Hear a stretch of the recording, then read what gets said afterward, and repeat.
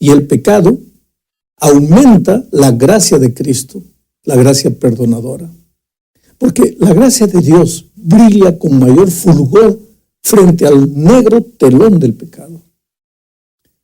Ahora, ¿por qué Dios permitió que el pecado entrara en un universo perfecto? Por una razón, entre otras, es para que los hombres pudieran conocer mucho más de su gracia. Porque donde el pecado abundó, sobreabundó la gracia. No quiere decir que Dios hizo que el pecado entrase para que su gracia fuese abundante, no, sino que ya que el pecado había entrado, la gracia maravillosa de Cristo se manifiesta en su plenitud. Donde el pecado abundó, la gracia transbordó completamente. O sea, por la gracia maravillosa de Jesucristo, no existe pecado que no pueda ser perdonado. Todo pecado le será perdonado al ser humano, dijo el propio Señor Jesucristo. ¿No es esta una buena noticia? El Evangelio es justamente eso. La buena noticia de que donde el pecado abundó, sobreabundó la gracia. Por eso, querido, no puedes vivir atormentado por los errores de tu pasado. Ojalá que nunca hubieses caído. Hubiera sido bueno que caminases siempre por los caminos de Dios y no por los senderos oscuros del pecado. Pero a pesar de lo que hiciste en el pasado, no hay motivo para desesperarte. ¿Sabes por qué? Porque Dios te ama y preparó el remedio para tu mal, el perdón otorgado gratuitamente por su maravillosa gracia. Pero ahora Pablo pregunta en el versículo 1 de Romanos 6 lo siguiente: ¿qué pues diremos? ¿Perseveraremos en el pecado para que la gracia abunde? Mira, lo que el apóstol quiere decir es que nadie puede usar la gracia maravillosa de Cristo para hacer una disculpa y continuar viviendo una vida de pecado. No. A partir de este versículo, hasta el versículo 12, Pablo desarrolla un concepto interesante. Presenta al pecado como un amo que se enseñorea de sus esclavos. En realidad, la vida del pobre pecador es una vida de esclavitud. Él no vive, no sueña, no hace lo que quiere, ni va donde él desea. Simplemente hace lo que su patrón, el pecado, le ordena. El pobre pecador no tiene voluntad, y si la tiene, de nada le vale, porque solo obedece las órdenes de su amo. Pero Pablo dice que ahora que fuimos justificados por la fe, ya no somos esclavos del Señor pecado, estamos libres. El hombre que obedecía a su patrón pecado ha muerto en el instante en que acepta a Jesús, y ahora ese cadáver debe ser enterrado. Pero lo que me fascina de todo esto es lo que Pablo dice en el versículo 3 del capítulo 6. Mira, ¿o no sabéis que todos los que hemos sido bautizados en Cristo Jesús, hemos sido bautizados en su muerte? Quiere decir que la muerte de Cristo solo les vale a aquellos que son bautizados. Veamos esto. La paga del pecado es la muerte, y como todos pecamos, todos merecemos morir. Pero Cristo viene, carga nuestros pecados y muere por ellos en la cruz del Calvario. Eso es maravilloso, pero querido, eso solo le vale al que ejerciendo la fe es bautizado. Porque Pablo dice, somos bautizados en su muerte. Quiere decir, si tú no te bautizas, tú no participas de la muerte de Cristo. Y si tú no participas de la muerte de Cristo, pues quien tiene que morir eres tú. Después, Pablo continúa desarrollando el pensamiento de que los que hemos sido bautizados en la muerte de Cristo, resucitamos a una vida nueva, así como Cristo también resucitó. Ahora, ese hombre nuevo, resucitado, ya no es esclavo de Satanás, porque el esclavo ya murió, ya fue enterrado. La nueva criatura es libre y está fuera del poder del pecado. Ahora, eso no significa que el nuevo cristiano no va a enfrentar luchas. Claro que no. Las luchas, querido, te acompañarán hasta el fin de tu vida. Pero lo que significa es que el diablo no puede reclamarte más como que le perteneces a él. Que reclame eso al viejo hombre que está muerto y enterrado, pero no a ti que eres el nuevo hombre resucitado en Cristo Jesús. Esto nos lleva al segundo punto de la lección. El versículo 12, recuerda que estamos estudiando el capítulo 6, versículo 12, dice: no reine pues el pecado en vuestro cuerpo mortal, de modo que le obedezcáis en sus apetitos. Mira la expresión que Pablo usa, no reine. ¿Entiendes? Mientras no conocías al Señor Jesús, el pecado te dominaba, controlaba tu vida por completo, reinaba sobre ti. Pero al ser justificado, ya lo dijimos varias veces, Dios te mira como si tú fueses el propio Señor Jesucristo. Su justicia, la justicia de Cristo fue transferida para ti. Su pureza, su santidad también. Por lo tanto, ¿qué comunión puede haber entre la luz y las tinieblas? Entre la justicia y la injusticia. Eres libre. El diablo no puede reinar, el pecado no puede reinar sobre ti. Eres la propia justicia del Señor Jesucristo. Eso es lo que Pablo afirma en 2 Corintios 5:21, cuando dice, te voy a leer el texto. Mira, está aquí. Dice, al que no conoció pecado por nosotros, lo hizo pecado, para que nosotros seamos justicia de Dios en él. ¿Ves? Somos hechos justicia de Dios. Pero lo que importa es la expresión en él. ¿En quién? En Jesús. Entonces ahora te pregunto, ¿por qué no puede reinar más el pecado sobre ti? Porque eres la propia justicia de Dios. ¿Y por qué?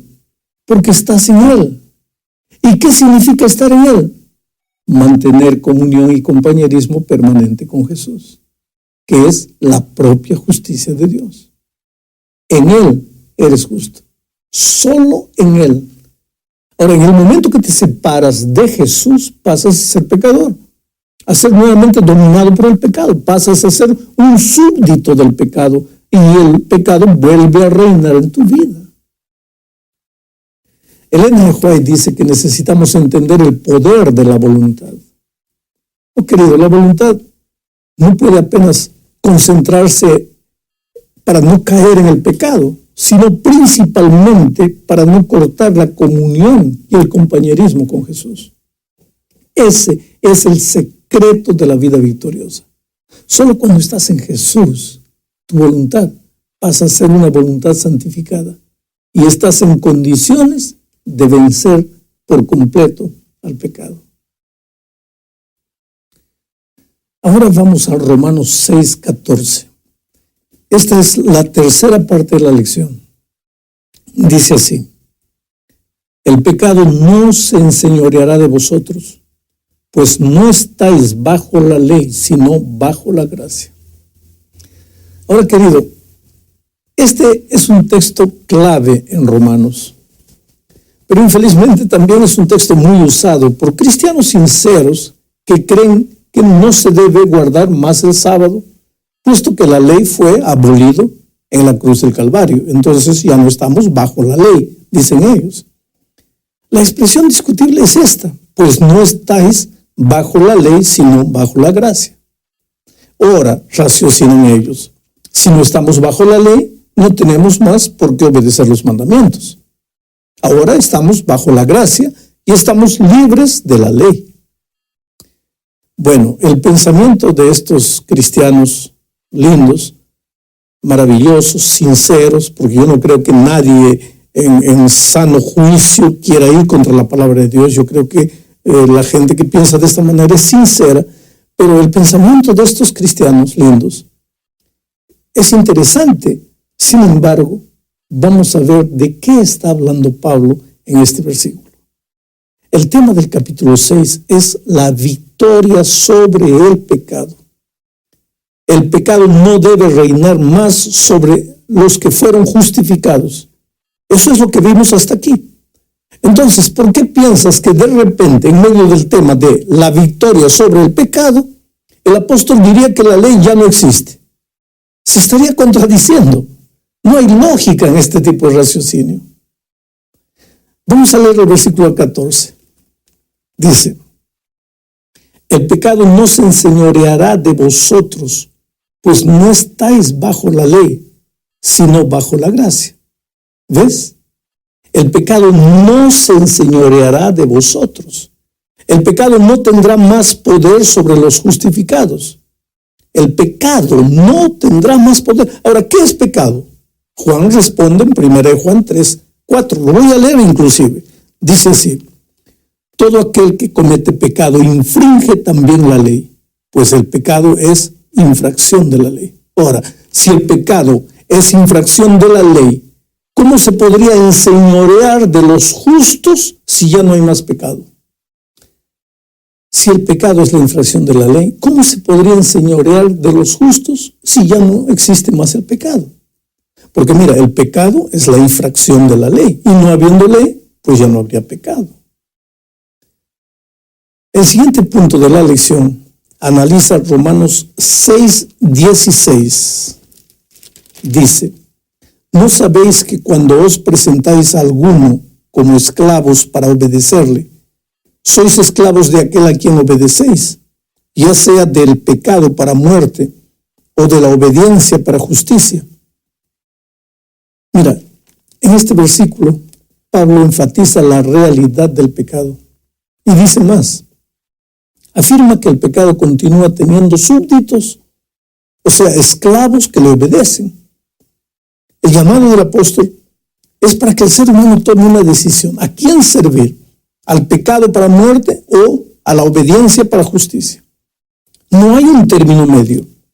Si dices que crees en Jesús y has sido justificado por Él, naturalmente tienes que obedecer. No para salvarte, no, sino porque has sido salvo, y aquellos que fueron justificados, que están salvados, no sirven más al pecado. Son victoriosos sobre el pecado y lógicamente ya no están más bajo el poder de la ley. Inclusive porque el que está bajo el poder de la ley es el que la infringe. Un ejemplo: si tú respetas la ley de tránsito, no estás bajo el poder de la ley, no estás bajo el poder de la multa, no estás condenado. Pero si te pasas a 100 kilómetros por hora, donde solo puedes ir a 80, estás bajo el poder de la ley. Querido, la ley es una expresión del carácter y del amor de Dios. No hay motivo para tener miedo de la ley, ni mucho menos para decir que Jesús vino a librarnos de la ley. ¿Por qué habría que librarnos de la ley? Tenía que librarnos del pecado, no de la infracción, no de la ley. Hay algo más que debemos decir aquí. El hecho de que en la hora del bautismo somos muertos en la muerte de Cristo no significa que después del bautismo no tendremos más luchas, porque aunque convertidos y justificados, todavía cargamos la naturaleza pecaminosa y la cargaremos hasta el día de la venida de Cristo. Por tanto, a pesar de haber sido justificados, la lucha continuará. Pero la victoria está garantizada en Cristo. Estando en Él, estamos seguros. Por eso Pablo decía: no vivo más yo, Cristo vive en mí. La última parte de la lección habla de la santificación como un fruto de haber entregado la vida a Jesús. El versículo 22 dice lo siguiente: si ahora, habiendo sido libertados del pecado y hechos siervos de Dios, tenéis por vuestro fruto la santificación y como resultado la vida eterna. Querido, una tierra enferma no puede producir. Si quieres plantar y cosechar, lo primero que tienes que hacer es curar la tierra, abonarla, limpiarla, en fin. Ese es el trabajo de la justificación en nuestra vida. El pecado nos enfermó y necesitamos ser curados. Ahora viene Cristo. Con su muerte nos ofreció la curación. Si la aceptamos, ya no somos tierra enferma. Y estamos listos ahora para producir frutos. Esos frutos son llamados de santificación. Es el crecimiento en la gracia de Jesús. Es el aprender a vivir diariamente una experiencia de comunión y compañerismo con Cristo. ¿Sabes? Es inútil decir que hemos sido justificados por la fe si los frutos de la santificación no aparecen en la vida. Pero por otro lado es una tontería intentar producir frutos y vivir una vida santificada por el esfuerzo humano. Porque las intenciones humanas solo se quedan en intenciones.